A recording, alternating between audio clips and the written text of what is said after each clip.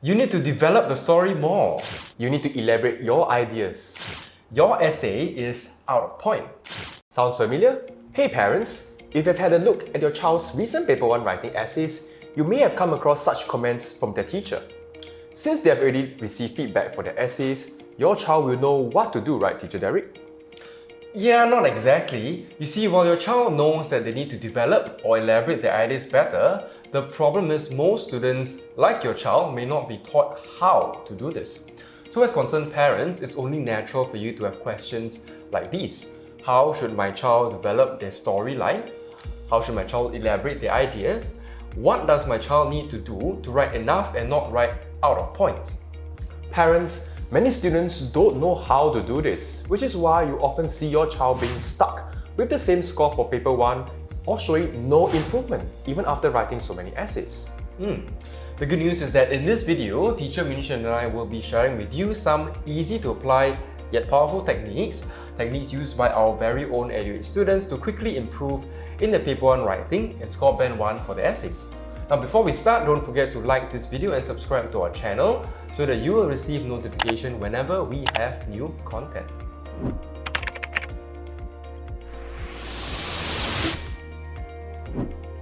At the primary level, students mainly do narrative writing, also known as story writing. One of the main challenges that your child may face is developing the storyline fully. An effective strategy to overcome this challenge is to apply the 5W1H questions. So let's say the given topic is a promise and your child's selected picture is a watch. Let's apply the 5W1H questions to develop the storyline. What is the story about? To answer this question, we need to draw the connection between the topic and the chosen picture clearly. A useful tip for your child is to think of a possible problem for the story. In this instance, the problem can be about a promise that was not kept due to poor management of time. Why are we writing the story? What we are trying to do here is to get the key message of the story across to the readers. We can do so by identifying the moral of the story, or what we call the lesson learned. To do this, consider the given topic a promise. The lesson learned can be to highlight the importance of keeping promises. For people who keep promises, they are viewed as mature, reliable, and trustworthy by others. Who are the main characters? When deciding on main characters, it is important to consider their characteristics. For this story, we will want to describe a character who is constantly late and has poor time management. We usually advise students to stay focused by keeping to 2 and no more than 3 characters. Having too many characters can complicate the storyline. In this story, the tension will be heightened when the main character is confronted by his friend for his inability to keep the promise. When is the story taking place? The timing and duration of the story will impact the overall flow. A useful tip to apply here is to avoid dragging the story over an extended period of time, across days, weeks, or months. Students who write better and score higher marks are usually those who can develop their storyline over a short period of time. In this story, the whole situation can take place in just one morning. Where is the story taking place? A bonus tip here is to write about places that students are familiar with. Avoid places overseas or even places found in fantasy stories. How are the main characters thinking or feeling? We aim to showcase the inner thoughts and feelings of the characters. When this is done well, readers will immerse themselves in the story as if they were the main characters themselves. In this instance, the main character in this story should experience a mixture of shame and remorse for failing to keep the promise. For example, he hung his head in shame as he apologized sincerely for his actions. So parents, by asking themselves the 5W1H questions, your child will never run out of ideas in writing. Alright parents, now if your child is at the secondary level, a core skill that they need to pick up on is how to elaborate and explain their ideas. Now this is true regardless whether they're doing narrative or non-narrative writing. So here's one very easy to apply yet effective technique that your child can immediately use. They need to ask the right thinking questions. Now let me explain. Say your child is tackling this O-level discursive topic. Choosing a career is one of the most important decisions to be made in life. What factors will affect your choice? Now I'm sure we can think of a few different factors, so let's perhaps work on the idea of remuneration, right? Pay or salary. Previously, we actually gave this question to a few students who are very new to the EduEdge program, and this is what one of them wrote. One of the factors that will affect my choice is money. I will need to make money to survive, and the higher my pay, the more things I can buy. This is important to me so that I can be financially independent. Now parents, this isn't a bad paragraph at all. The student had some really good ideas here and even used some good phrases like financially independent.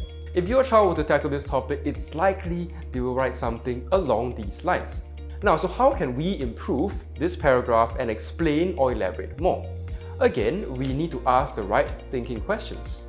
Students at EduEdge know that there are at least 7 of them, but for a student who is just starting out, we'll share just 2 with you, and that is the what and the why. Look at the keyword survive and the keywords more things I can buy. So we need to ask ourselves, what do we need to survive? And what are some of these things that we can buy? A bonus tip here for your child is to be specific where possible. So instead of writing survive, we can explain, well, money is an important factor, so we can perhaps afford food and clothing. If we fast forward a few years, this concept of survival will also include shelter or home for a family. And instead of writing about just things I can buy, we can explain, when we make money, we will be able to afford certain luxuries that we want. And if we want to be specific, which is a tip that we just learned about, we can even specify what these luxuries are. So for example, some students will want nice shoes, others may wish to travel overseas. Secondly, we can also ask why. That is to say, why is it important for us to be financially independent? We can include ideas like not burdening our parents to give us allowance, and even the idea of filial piety, so we can support our parents in the future. Therefore, putting all of the ideas we have just generated together, the new and improved version of the paragraph will look something like this. One of the factors that will affect my choice is money. I will need to make enough money to feed and clothe myself. In the future, I will also need to contribute to paying the bills at home. Furthermore, the higher my pay, the more luxury goods that I can buy. For instance, I really love traveling, which is an expensive hobby. Should I wish to pursue my dream of visiting all the continents, I will definitely need to have a lot of savings. At the same time, being financially independent is important to me so that I can unburden my parents of having to give me pocket money. Parents, can you see the difference in the quality of the paragraphs? What the student initially wrote is decent but will not help them achieve a high score. Students need to develop their ideas fully, and as you just learned, one of the ways is to ask the right thinking questions. Alright parents, Teacher Derek and I are sure that you have found great value in today's video. Make sure to share these strategies with your child if you want them to start developing better paragraphs and score higher marks for their Paper 1 writing. Or better yet, if you'd like your child to learn what are the other strategies and powerful advanced techniques that they can use, give us a call. We'll be happy to share more with you over the phone. Now finally, do remember to hit the subscribe button and the notification bell so that you'll be informed whenever we release new content. See you in the next video.